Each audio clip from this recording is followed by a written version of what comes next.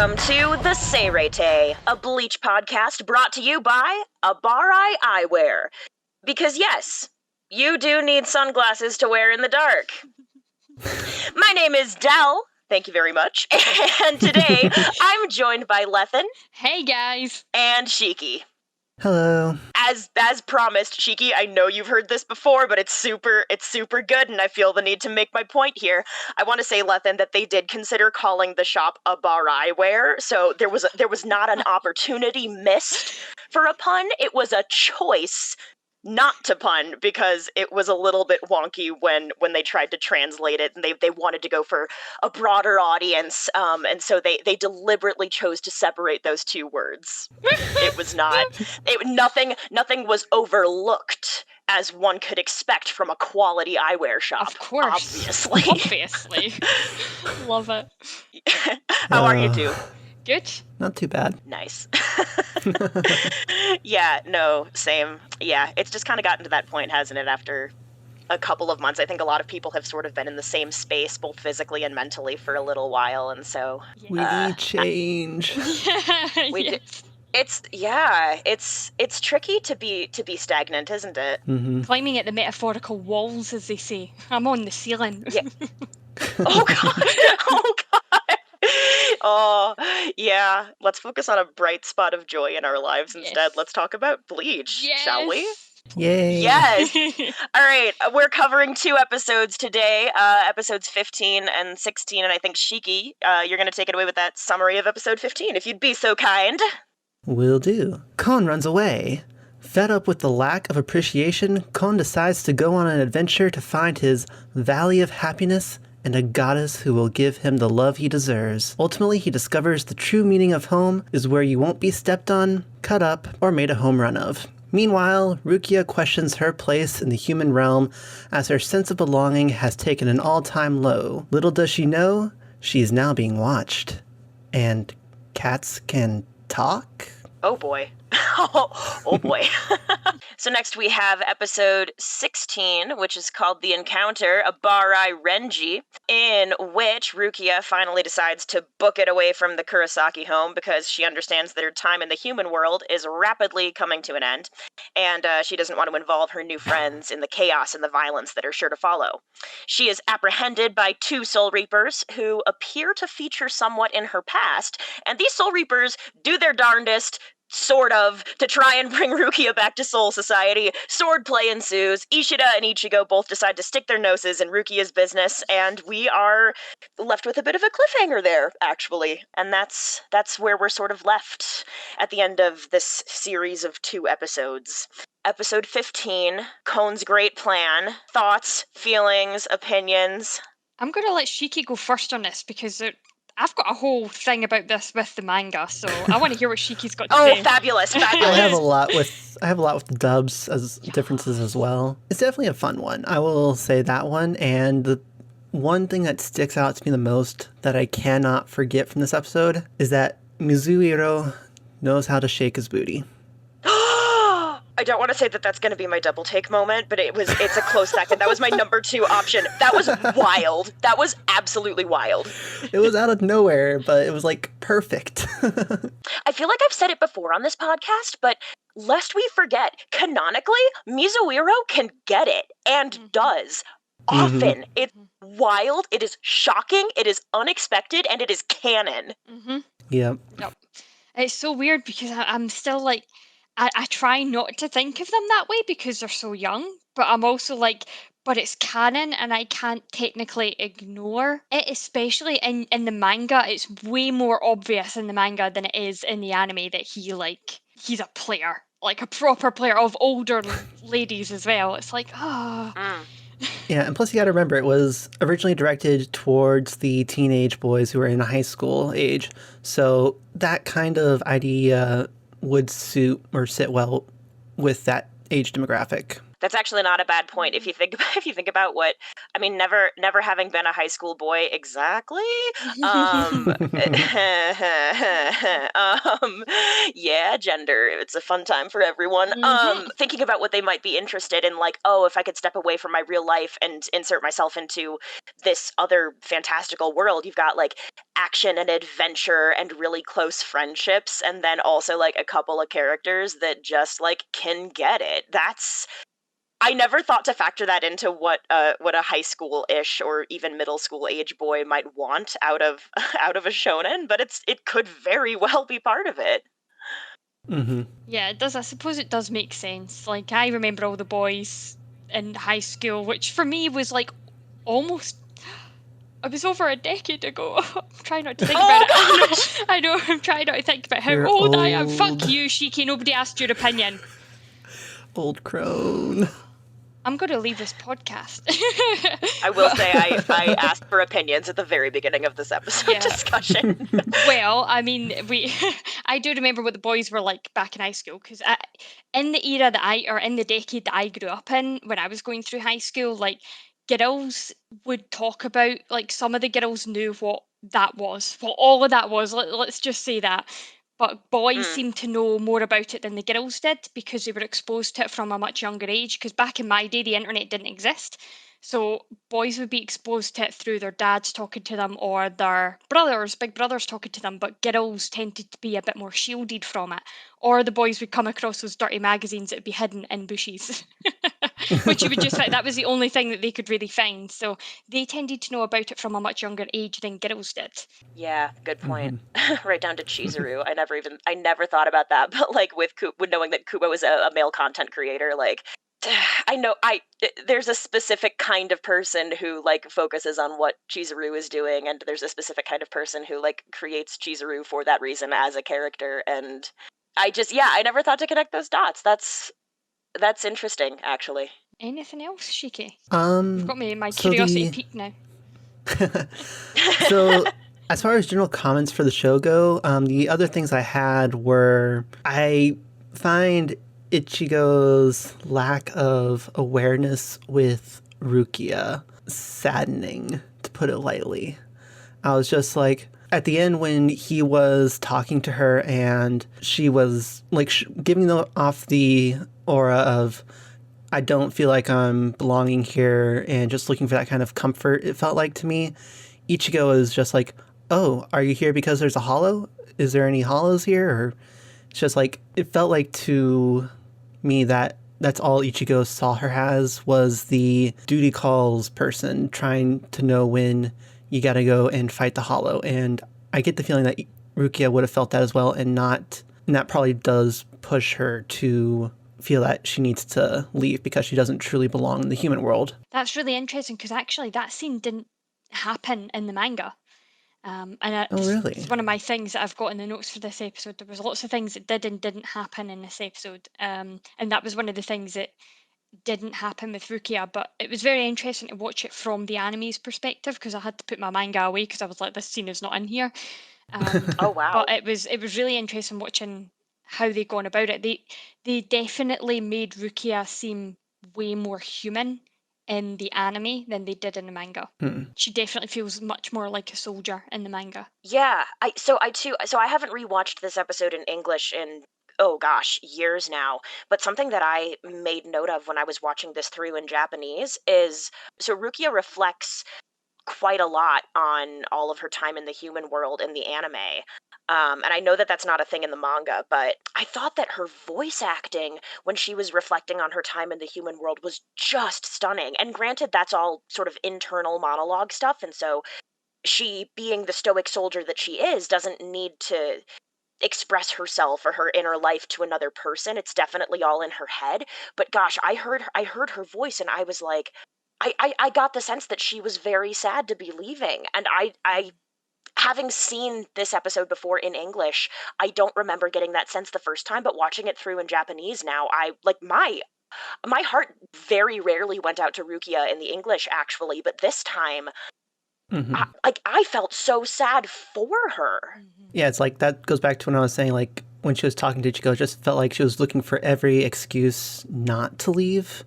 Yeah, And it's like Ichigo's response just like didn't give her any help to that and just made her just feel less attached to the world and like she didn't belong. It's like, I get the whole that plays into everything, but I just wish Ichigo would have seen her more as a friend, or at least, maybe not so much as that, but conveyed his true feelings rather than pushing her away, kind of, if you get what I mean. Yeah. It's sort of making me wonder how Ichigo really feels about Rukia at this point. Like, I do get the sense that he likes her and that he is not upset that she's in his life, but at this point they haven't known each other very long. So I oh god, if we want to get like super analysis-y about it, like I wonder, knowing that Ichigo has suffered a significant loss in his past before, and it was like a prominent female figure in his life, I wonder if he's like hesitant to get too attached to people too quickly. Like he'll step in as a protector, but I wonder how he feels about, hey, I haven't known you very long, but let's be good friends. I wonder if that's something that he doesn't do quite so readily. Yeah, especially since he knows that she's going to be in danger along with him constantly, and getting reattached to someone like that can be very reinvoking of the traumatic experiences with his mother. And whether you want to view their relationship as platonic or not, there's no denying that they've got a connection. Because Totally. you can't not have a connection with the girl that's been staying in your cupboard wearing your little sister's pajamas and walking you to school. Speak for yourself. The girl who's been living in my closet is the worst. I'm kidding. I'm fully kidding. But like, whether you want to view that as a brotherly sisterly thing or as a ship, which is either one, is absolutely fine in my eyes. I have no qualms with any ships in Bleach.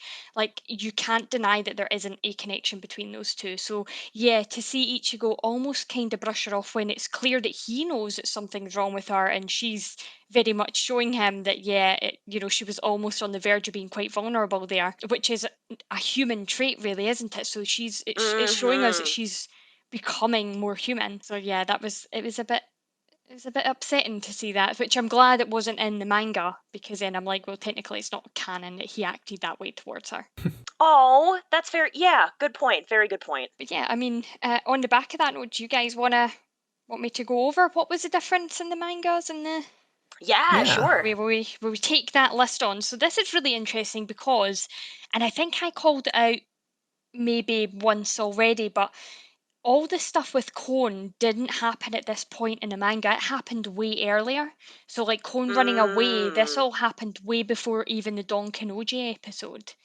So it was, a lot earlier in the manga, and then they've just sort of brought it to this point in the anime. Not really sure why.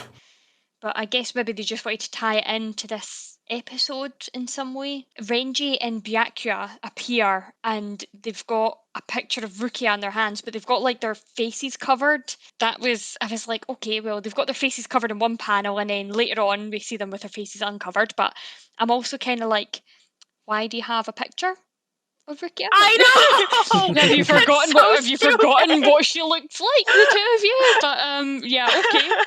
So that was one thing I noticed. And then the manga. So see the manga, when it came to Kon's suffering, by the way, I felt for Kon, because it was way more than just like what was it in the anime? What did they do to him again in the anime? They trampled him, they cut him up, made a home run of him. And Yuzu put him in some really girly clothes.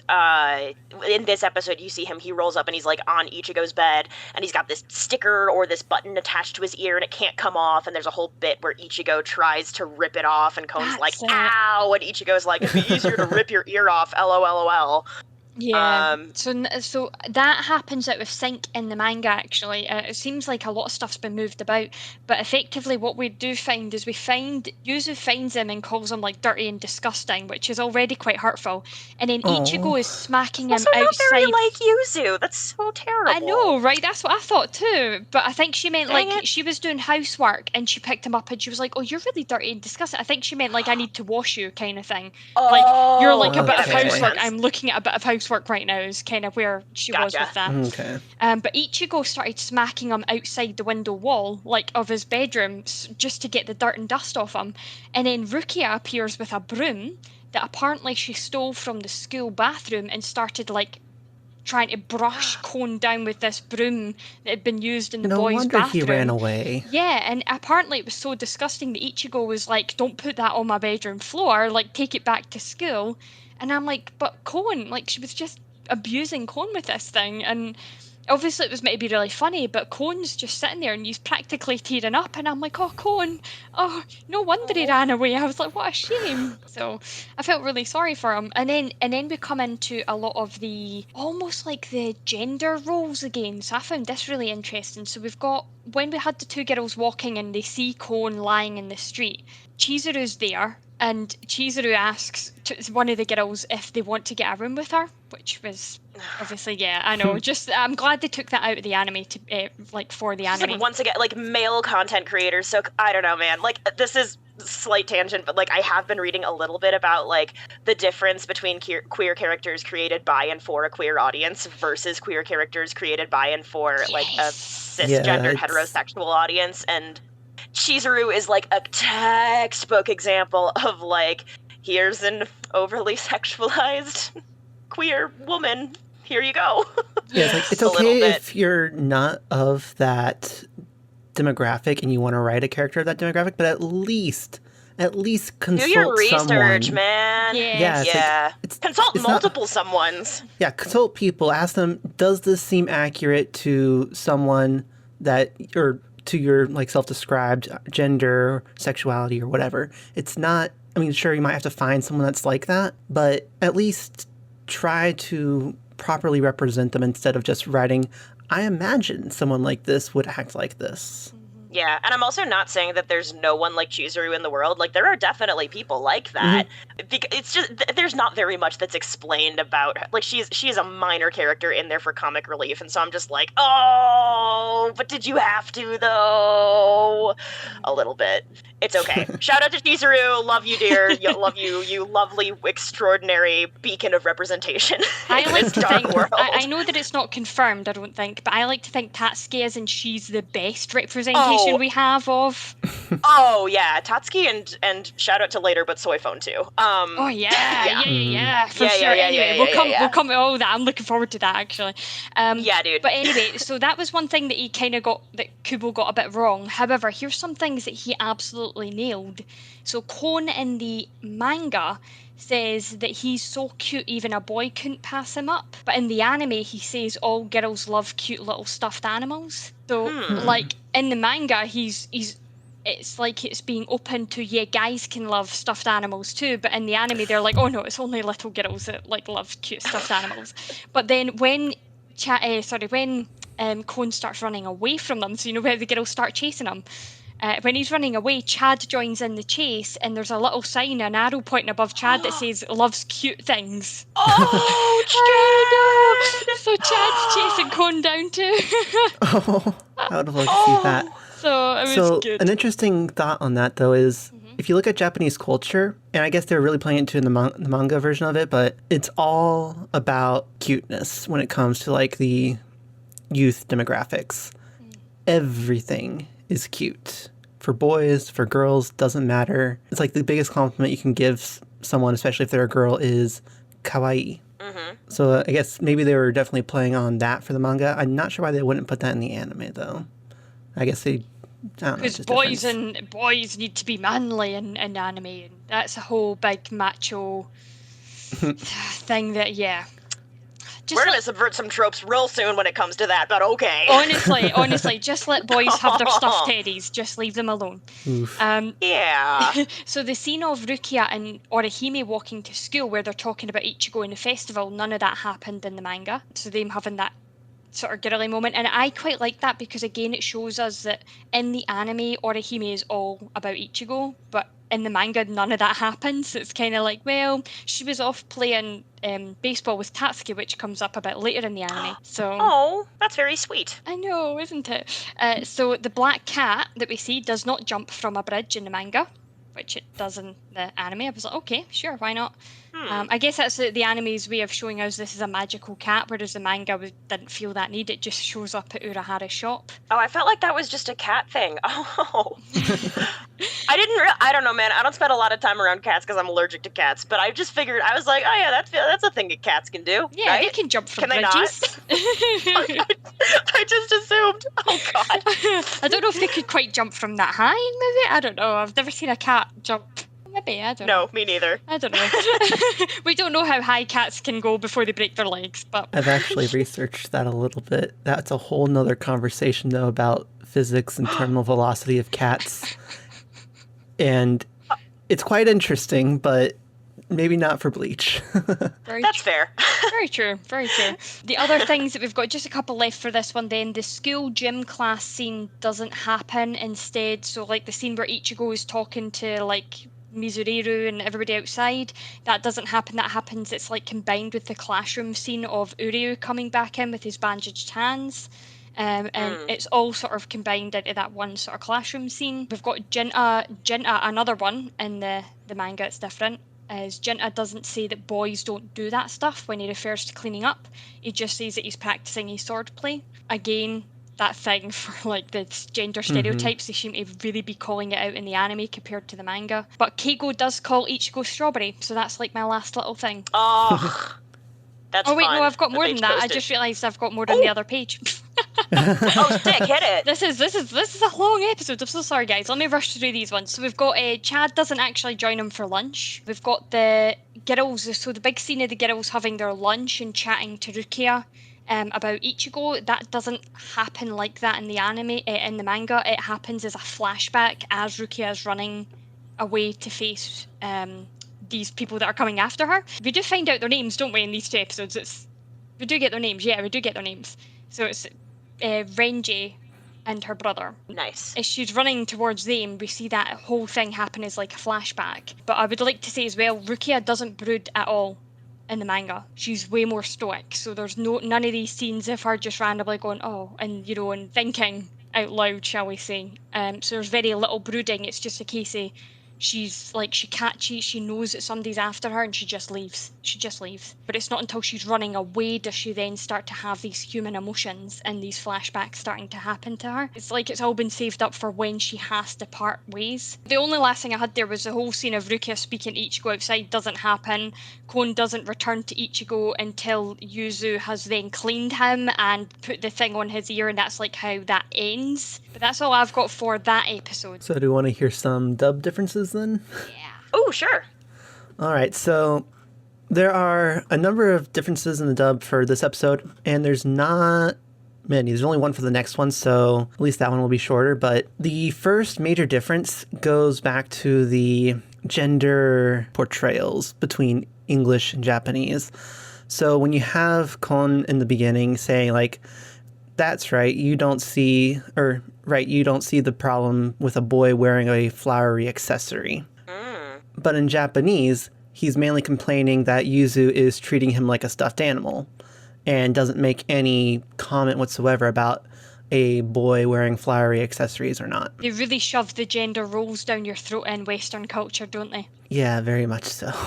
And another thing I noticed when watching this is that, now I'm using Crunchyroll for my source for the subbing. They don't sub very well at times, I've noticed. You remember when Orihime hits the ball with Kon, gets her home run in their mix-up of soccer, baseball, whatever it was, right? Yeah. So afterwards, Orihime is shaking up the sake bottles or beer bottles or whatever they are. Now, actually, the English dub gets this closer to what the Japanese were saying, but Crunchyroll just completely drops the ball on it. In the English, I believe they said it was, this isn't time to break out the champagne. While in the sub, when they subbed it, they just said this isn't time to be celebrating because the defense didn't even have a chance. When if you actually listen to the Japanese itself, I believe making a reference to pouring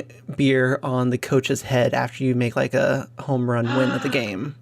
Oh, wow. So Crunchyroll completely just didn't even bother to translate that correctly. Huh. It's Yeah, like I mean, I will say I got like a celebratory vibe without question. Mhm. But I suppose I also like because I feel like I know Bleach fairly well, and so sometimes I pay close attention to the subs I'm reading, and other times I just like watch stuff. Mhm. Interesting.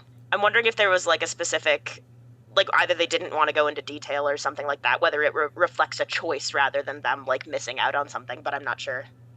I'm really not sure why they subbed it that way. But then in a scene just earlier that this one at least was mostly accurately subbed, but there's a major difference between the English and Japanese, and it's when Kon is plotting his plan to be picked up by Orihime. In English, he says, "All I have to do is lay in her path, and when she sees me, she'll have no choice but to pick me up. And my life will be complete as she cuddles me and holds me tenderly in the valley of soft pillows." In Oh. Japanese, Oh. he says, "First I'll lie there helplessly in front of Orihime. Like the Holy Mother, she is surely to hold me gently and cuddle me in the valley of the gods." I kind of like that better. Does he, I might have missed it and I like didn't go back and rewatch it, but does he literally say like Kanzei an Bosatsu in that situation, or does he say something else? I don't remember. I don't quite remember either. I feel like he was making a specific metaphysical mythology reference there. Yeah, because I recall, because I didn't hear Holy Mother at least in it, because that would be something completely different and probably using the katakana. Yeah. I think he was referencing a either Hindu or Buddhist goddess that's supposed to be like representative of like the mother of compassion or something like that. And it's like, and they just translated it as Holy Mother in the sub as well, which is why I say it's not entirely accurate, but it's one of those things where it's very difficult to hear it, and my Japanese is not on that level to where I could fully make out what was being said. Gotcha. So it could have been a very specific reference, or it could have been him saying something in a slightly arbitrary way because he just wants to be swaddled by boobs. Yeah. Great. Cool. Love it. I mean, that's going to be the best part about being a stuffed animal, right? Mm-hmm. To each their own. That's what I say. I know. I don't think Orihime would have quite wanted to cuddle a cat carcass is what they were looking for to put him in originally. I remember that. Oh no! Sorry, just to come in with that morbid reminder. Nope, thank you, appreciate you, love it. Mm-hmm. Oh god. Yeah. But yeah, Another major difference. Go for it, Shiki. Oh no, I was just gonna say like the other major differences. Now you two have to fight. What?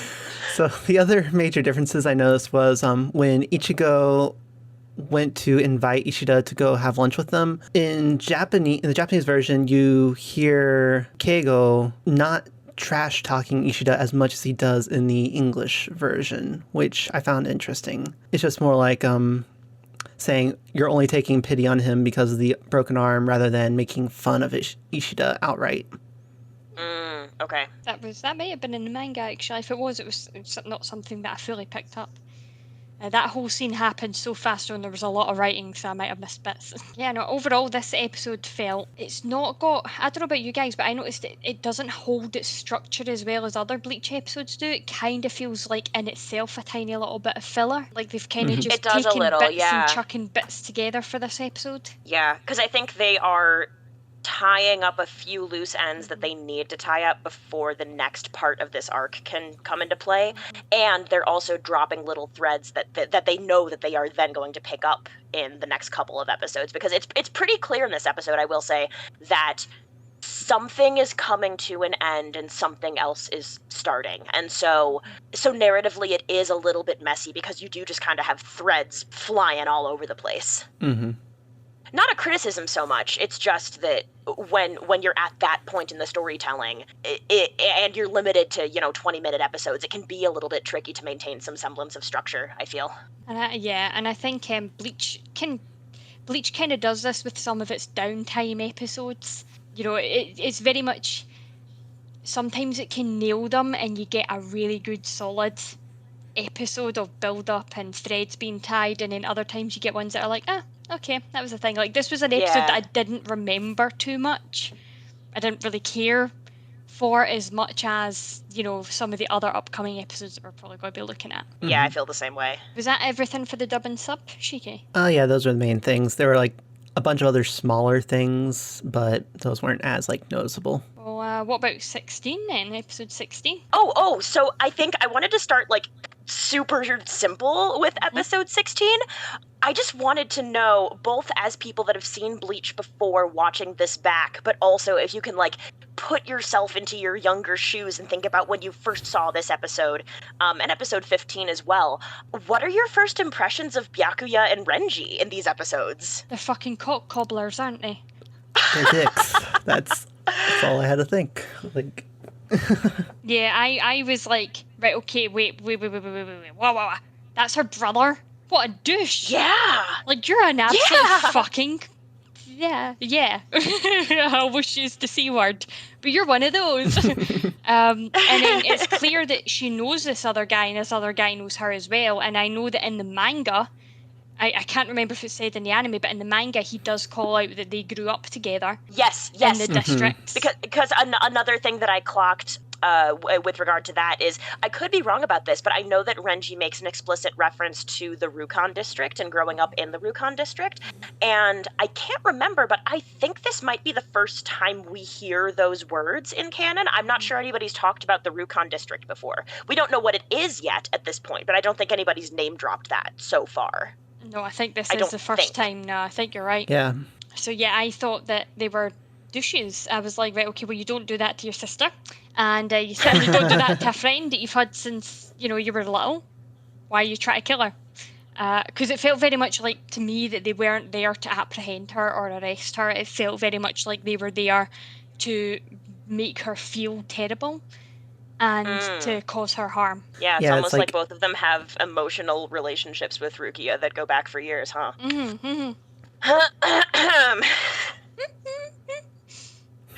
Which is why Sorry, Shiki, you were going to say something. No, I was just going to say that knowing what happens later and learning about the relationships of these people, this just does not seem consistent with their characters. Because it literally does just feel like they're here to just kill her and not even really be good people or people who would have been raised with her or living in the same district. I think it feels very much more out of place for Renji's character than it does Byakuya's. Yeah, I mean, Byakuya I can kind of understand, because even what we hear in this, she was adopted, and if you know any anime story with the rich and famous prince-like person of the famous household, they're not necessarily going to see the adopted sibling as equal and would be like, if you bring shame upon the family, we will get rid of you. And that would kind of play into my assumption of that character in a first view. Yeah, I agree. I clocked that with Byakuya for sure, and making that connection was not difficult for me. Renji threw me a little bit as well. But so I kind of stepped back and I was like, all right. So my first impression of Renji is he is this outspoken, scary, violent dude, which is hilarious. But thinking about how determined he seems when he's coming after Rukia, it doesn't seem, he may or may not be striking to kill, but he's not being gentle about it. He's not being subtle about it. And so I was like, dude, why are you trying so hard to hurt this person who you've just said that you have a connection to?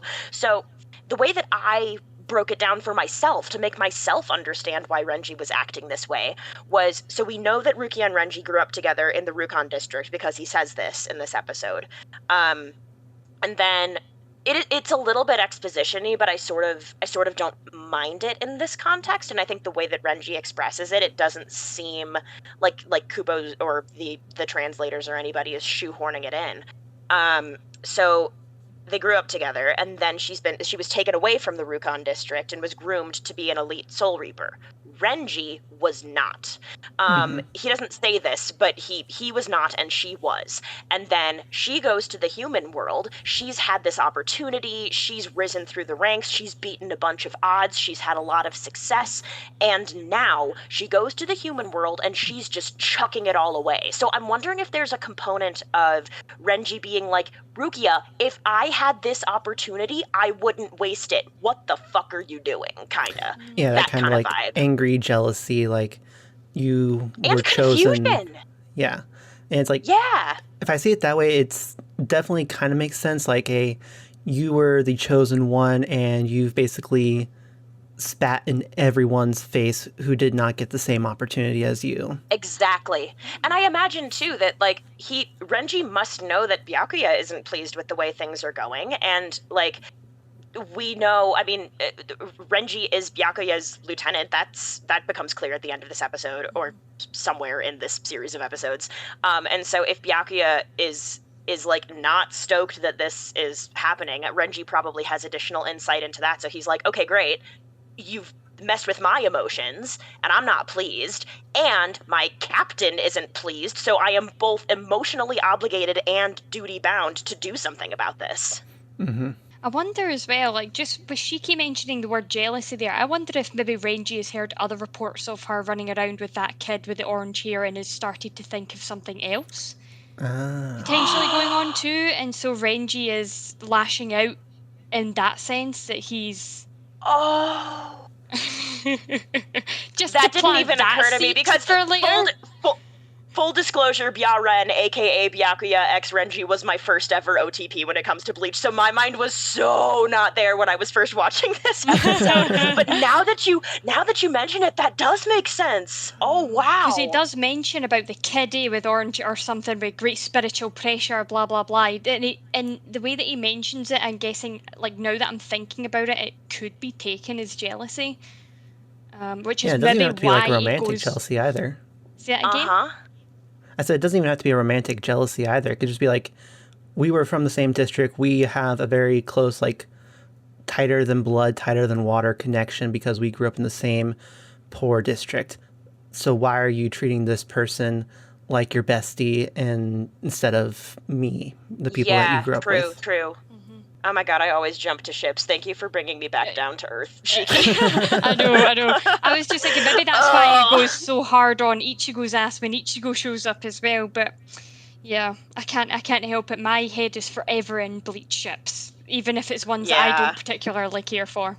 Mm-hmm. I know. Curse you, fandom. JK lol, we love you. We really do. We do. Yeah. Well, what about some of the dub and sub differences? I'm excited to know if there's anything there. So the major one that I noticed, and it was really the only one, was the coded message. So in the English one, the hint was the bunny, and there was a bunch of B consonants randomly scattered throughout the message. And it was just a matter of like, get rid of the B's, and that would give you the code. However, it's not a very strong code. Like, I'm not surprised that Rukia is not on the stealth force. Yeah. However, in the Japanese, the animal that she was pointing to was not a bunny. It's a tanuki. And the consonants that were B's in English are actually the character ta. Ta, yeah. So okay, it's take out the ta for tanuki, and that would give you the answer. Yeah, so that was like the only major ones. That was the same in manga. I mean, it makes sense to this because we don't really have the same writing and system, and we don't know that animal in the Western culture necessarily. So it's like an understandable change. Yeah, and it makes sense that they would change it to a bunny because Rukia Chappie. Mm-hmm. So I guess I could understand why they made that change. I only had 8 smallish differences, I think, for the manga. So obviously Reggie and Byakuya are carrying a picture of Rukia like they don't know who the fuck she is. That was my first one. So funny. That's so stupid and I love it. Yeah. I'm like, okay. Oh my god, what if Byakuya's just been carrying that picture of her around forever and ever because he actually cares about her but can't show it? Oh, don't. That just hugged it by heart. Don't. Right, okay, we're not allowed. I'm about to write a one-shot no, fic. Just you wait. Oh my god, don't. Oh god, don't. My heart can't take that. Hashtag hurt comfort, hashtag fluff and angst, hashtag oh my god. Hashtag sibling relationships. I love the Byakuya and Rukia sisterly brotherly relationship fics. Anyway, the lunch scene from the previous episode happens in this point in the manga, so that's a flashback thing. That's fine. She does think about, like, it's really called out strong in the manga that she thinks that love, romance, and friendship is boring things, even although you can tell she's feeling them and she's trying to almost convince herself otherwise. But then she says there's like a ... and then she says, but jealousy, and she just leaves you hanging there, and I'm like, what? Jealousy for what? So that was interesting. And again, it's like, I can fully understand and entirely empathise, despite me not shipping it, I can entirely empathise why people thought that Rukia and Ichigo would end up together, because there are so many moments like this that are shoved down your throat in the manga and in the anime, especially in this arc. So that, like, jealousy comment, I was like, okay, so she's telling us that that's the emotion that she's feeling quite strongly. We've got Renji calls the execution squad the police. Oh god. Which I thought was very funny. Oh god. Uryu steps in a lot sooner, so in the anime, like, Renji attacks Rukia way less than he does in the manga. I think he does one false swipe of his blade in the manga and then Uryu steps in. But I think in the anime he swipes at her like 2 or 3 times before Uryu shows up. That was interesting. Yeah, he's pretty direct and violent about it in the anime, for sure. He's less so in the manga, which I guess makes more sense for later. Kon describes the Kurosaki's family toilet trips in great detail. I hate that so much. Yeah, it was... I do not like that one bit. That's terrible. Did you read the manga notes that I sent you, Dale? Yes, I did, and I hate it. It was so bad. I'm gonna have to look at these now. Oh, it was so bad. It was super gross. Like, he tells you about, like, the little ones, and then he tells you about Usheen, and he's like, and then Ichigo's like, so that's why you still stink, my god. And it's just like, we did not need to know in that much detail what was happening in that bathroom. It's like not even funny. I just found it gross. Yeah, I felt a bit queasy with it, but yeah. I thought it was still worth mentioning that the toilet humour is present. Ichigo says that he can't become... So this was really interesting. So he says that he can't become a Soul Reaper without Rukia's help. So rather than, like, in the anime, I think he's fighting to grab Kon before Hat and Clog shows up and pokes him out of his body. Yeah, he's trying to get the little soul candy. Yeah, but in the manga, he's not doing that. He says he can't do it without Rukia's help. And I think it's because the last time he had to do it with Kon had to give him mouth-to-mouth. And he is just not willing to go back to that ever again. So he doesn't even bring it up. He just says, I can't transform without Rukia's help. And then Urahara shows up and pokes him out of his body.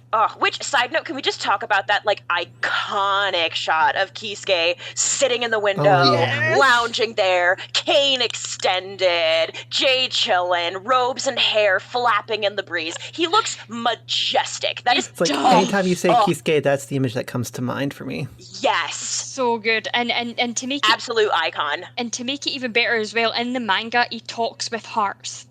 So, like, in his little chat bubbles, he's got little hearts. Yeah, he's really fucking cute about it. And doesn't he... I tried to clock it, but I wasn't paying attention. Shiki, did you clock it? Doesn't he use Atashi as his pronoun of choice? I'm going to have to hear that. I'm going to have to listen to that now. But I think he does. And I think that... You know what? We'll talk more about this later when we talk about Kisuke and his relationships and friendships that are going to come to light sooner. But I find, like, Kisuke and the various people he's connected with and their, like, gender fuckery really exciting.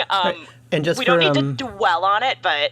Yeah, just for the listeners so they know in case they don't understand Japanese. Yeah, please. In Japanese, there are several different ways of referring to oneself or saying I.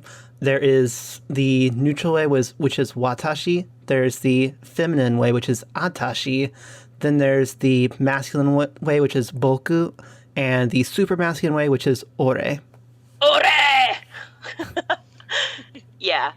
Oh gosh, I love learning how people refer to themselves and others in Japanese because it's nuance that we don't often get in English. Like there are moments when certain characters, I think, deliberately make choices to subvert that, and I think it gives you a lot of insight into their character. And Yeah, I very think much Kisuke so. uses a couple different pronouns over the course of his life, as we can examine later, and I'm really stoked to I'm gonna have get to pay to more that attention eventually. to that as well now.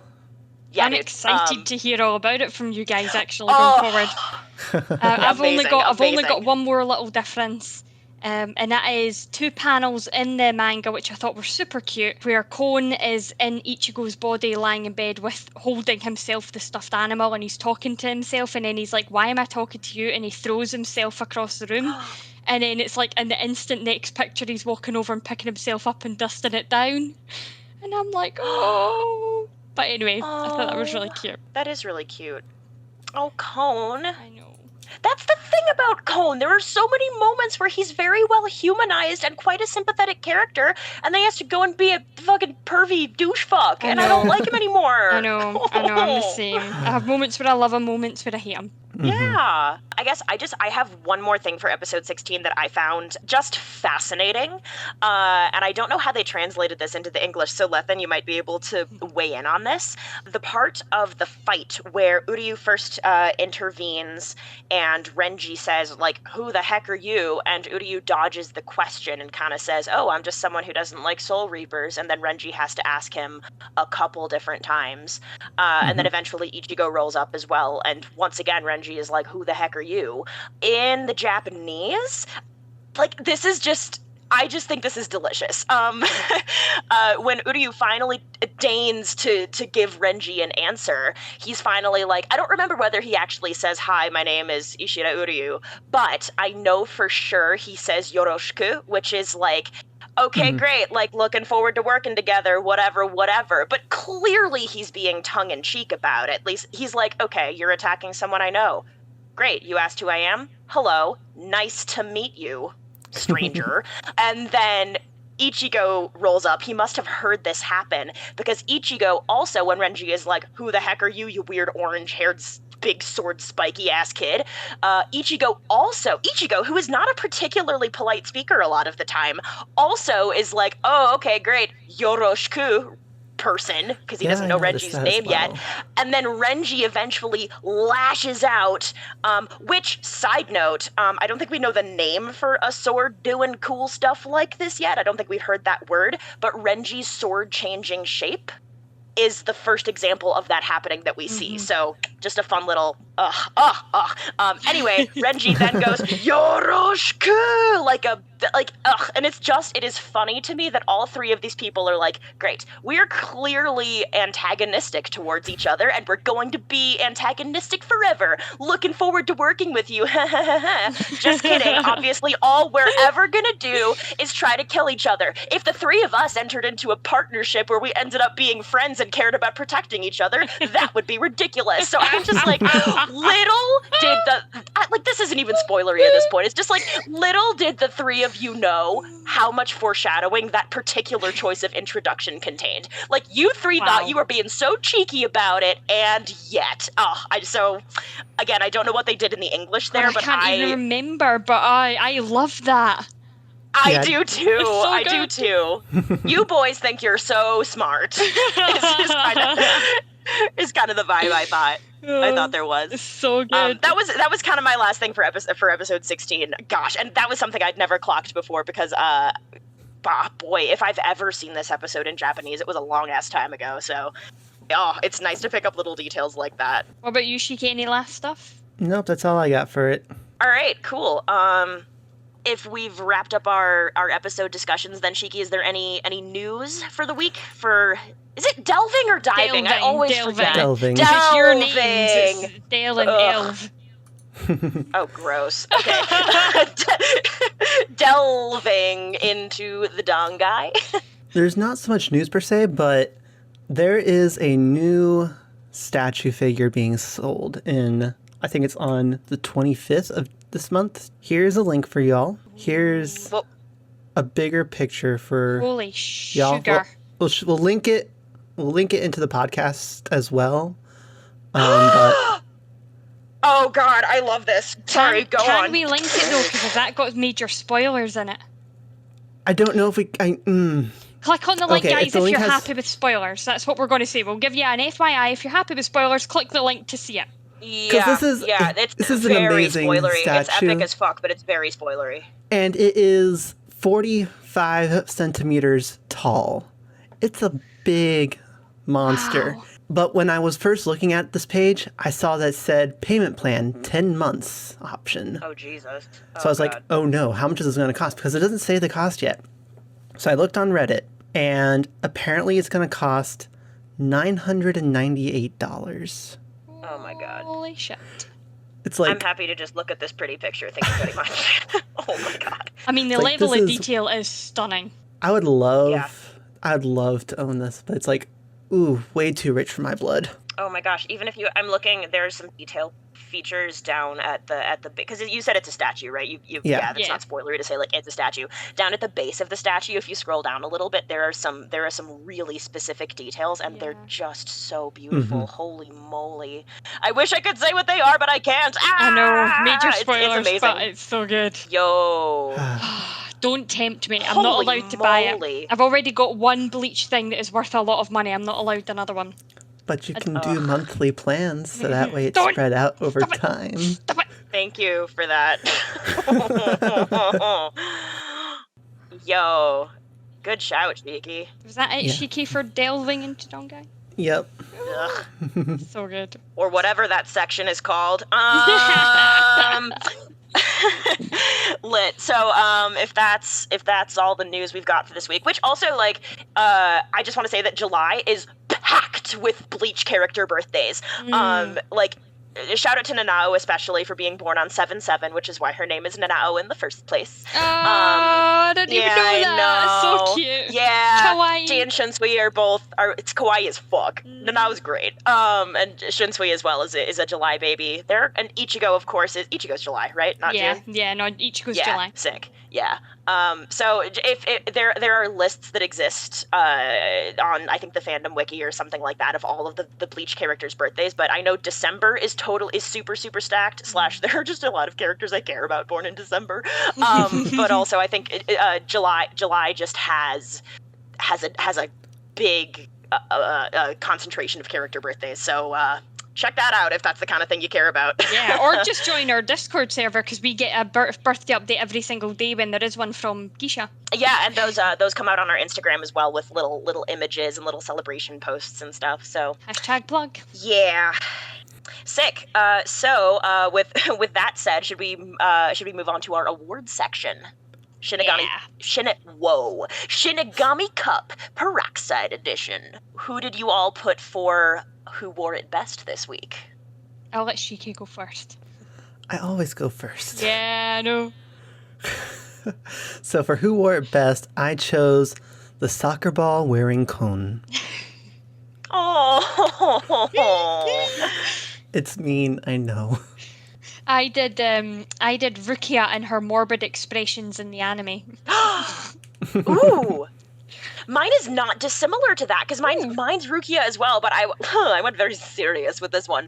I thought that Rukia, I was just like, so shout out to Uryu's t-shirt with the Quincy cross on it because I really like that, but I did Uryu's clothes the last time I was on an episode, and I don't want to do that every single time, even though he's really fucking handsome. So I chose Rukia and her sense of duty and loyalty and obligation. I thought that she wore, like, the mantle of a soldier beautifully, especially, again, shout out to that voice acting in the beginning of episode, I think, 16, and episode 15 when she's, like, trying to contain herself. I thought it was really stunning, actually. I thought it was really beautiful. Coming up next, best ship. Shiki, take it away because you love going first.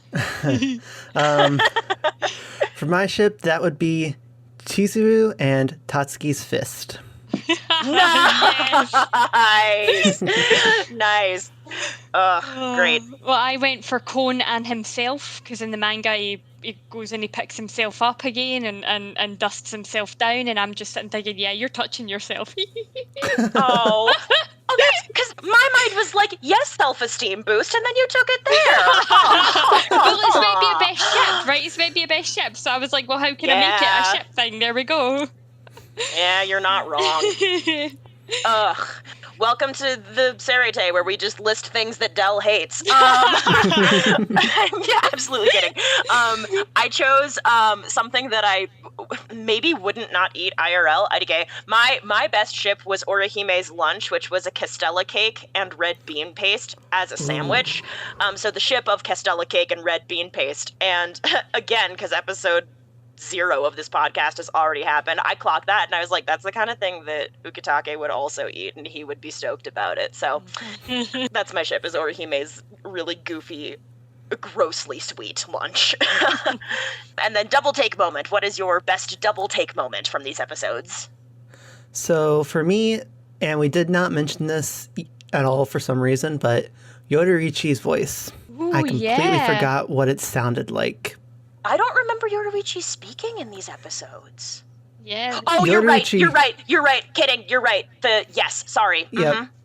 And it caught me off guard because I completely forgot about it, but we'll talk more about that later. Yeah, because I think even just we will. And we'll circle back to with like such a like, just because you don't think the cat speaks, and when it opens its mouth, you're like, oh, it does speak. It's a talking cat.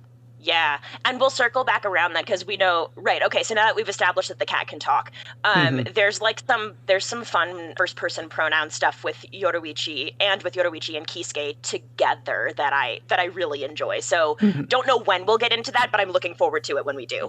My double take was Renji and Byakuya carrying Rukia's picture, because why? Just why? That's absolutely fair. My moment is like a scene that lasted for all of 2 seconds, and I literally did go back and watch it again, when they're all at gym class and Orihime's playing her goofy version of soccer or football if you're from the UK. Yeah, because they play with the foot, Dale. They play with the foot. I've heard that somewhere before. There's a very brief scene of Chad walking past carrying this whole giant cage of soccer balls. He's like walking behind Keigo or something, and it's so quick, and Chad's just like, boop, boop, boop, boop, boop. And I was like, wait a minute, what? And it was I laughed out loud. I thought it was super funny, and I also literally had to watch it again in order to make sure that I clocked it correctly. That's so good. And now that you said it, I remember the exact moment. Yeah, I remember seeing that. And it's just, Chad, super stoic face, super casual. I'm lifting a whole thing of soccer balls, no big deal. Okay, Chad, sure. Sure. Yeah, nice. So with all of that squared away, what have you guys found exciting from the fandom this week? Shiki goes first. So for me, I found another cosplayer of Nelio, and this one, I really like this one. Adult wow, Nell or kid Nell? holy my god. Oh, I guess I'll find out in 2 seconds. Wow. It's really good, isn't it? Once again, spoilers, so lovely. but for anybody that does want to, like, anybody that doesn't care or has seen all of Bleach, definitely check that out. Holy my goodness. This editing is epic as well. Wow. This is really good. That's so good. Man, I wish Do you want to give a shout out to this cosplayer's name or like their handle? Yeah, so their Instagram handle is, I cannot pronounce this right now, but it's SATIELLA cosplay. We'll pop that in the show notes as well, so all of y'all, I think so. All of y'all can see it. Wow. Oh, she looks super good. Mine's is, I had to gather mine up kind of last minute, so mine's is actually, I'm going to give a shout out to myself and be really, really like pernickety with the spot. Yeah. So tomorrow, for anybody that's interested, and it is not spoiler related, but tomorrow I'm putting up a video, which will be on Sunday the 19th. I'm putting up a video where I have paid Fiverr voice actors to dub Bleach with Scottish accents. Just for amusement. Jesus. Just for the amusement.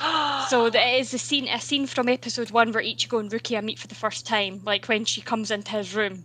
That's a scene that is being dubbed with a Scottish accent. So anybody that is interested in even seeing that or hearing it, because I've got 3 tracks back from people and I have not heard them yet, so it's going to be a live reaction for me on camera. Oh, brilliant. Just YouTube Wee Scottish Lass and you should be able to find it. And that should be up by the time this episode drops, yeah? Yeah, it'll be up, yeah. Lit. Sweet, love it. My fandom shout out for the week actually circles back to the server a little bit. So as you if you've listened to previous episodes, you'll know that the Discord server recently had its 2nd birthday, and as part of the celebration, there was a fic gift exchange, and I'm fully shouting out the fic that someone wrote for me with all of the different tags and ships that I requested because I took part in this challenge as well. And okay, so this I haven't actually chatted with this person in the server yet because I haven't been in the server much because real life with capital letters has been super busy.